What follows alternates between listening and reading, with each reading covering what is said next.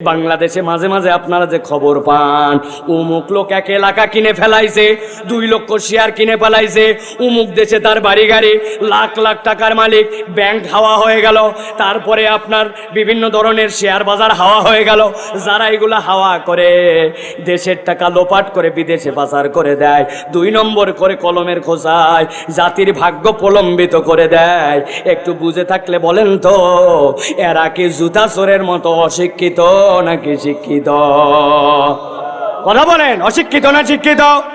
যেই রাস্তা আপনার হলো, যেই রাস্তার মধ্যে 1 নম্বর পাথর দেওয়ার কথা, ওই জায়গায় দিচ্ছে 2 নম্বর খোয়া। যেই রাস্তা আপনি বলতেছেন 40 ডিগ্রি সেলসিয়াস তাপমাত্রাতে জুতার তলা নাকি আটকায় গেছে, শুনছেন না আপনারা? অনেকে আফসোস করছে, না আরে দেশে এত গরম, জুতার তলা রাস্তায় আটকায় গেল। আপনি কসু বোঝেন নাই। হাজী সাহেব 30 বছর ধরে সৌদি আরব মধ্যপ্রাচ্যে আছে, মধ্যপ্রাচ্যের নরমাল গরম 50 ডিগ্রি, ঠিক কিনা?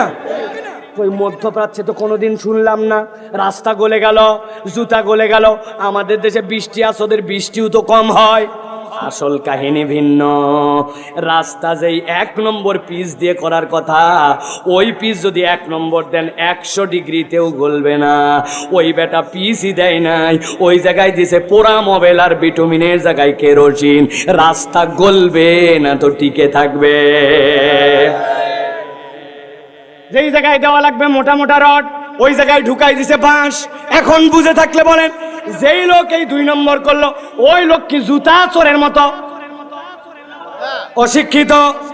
সমাজে কোনো দাম নাই। তাইলে শিক্ষা এত হলো, কলমের খোঁচায় এত মার, রাষ্ট্র তাকে পুরস্কার দিয়ে দিল, শুদ্ধাচার পুরস্কার। উনার চেয়ে ভালো কোনো ব্যক্তি নাই। এখন তার সম্পদের হিসাব খুঁজে বাইর করতে করতে অবস্থা খারাপ। কথা বলেন। তাহলে কি হলো? তাহলে হলো এই আয়াতে কারিমার দ্বারা বুঝলাম, যে শিক্ষিত হয়ে উনি আগাইলো, ওইটা মূলত শিক্ষা হয় নাই, ওর সাথে রবের পরিচয় আর রবের ভয় জড়িত নাই।